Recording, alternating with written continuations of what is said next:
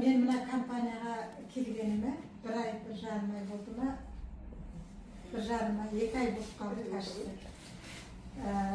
Ләззат деген сіңлім шақырды, бақыт түсіндірді. Сол күні мен алып ертеңіне ішіп бастадым. Мені мына ЖКТ соны алып ішіп бастадым.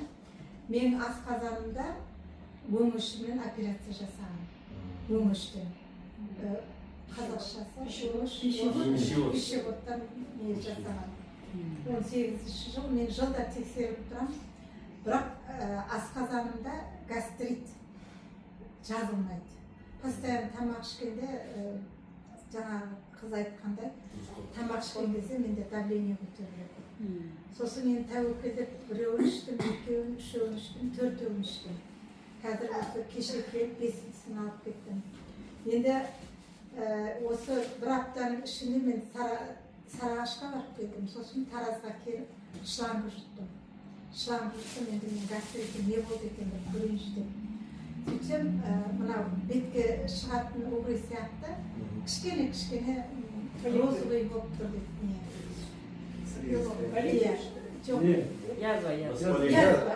Мелкие язвочки. Язва дейді. Эрозия.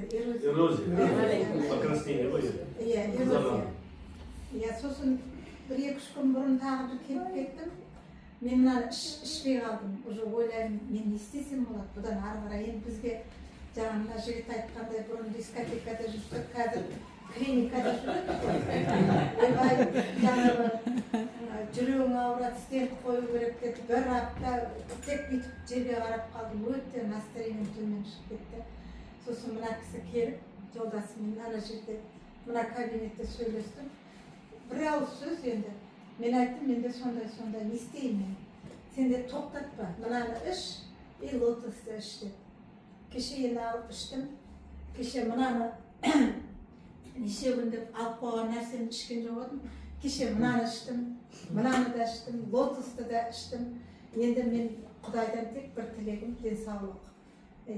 Денсаулығым болмаса, бұл мынаның басқа өмірдің, басқа дүниенің бәрінің өтірік екенін. Қызық емес. Қызық емес.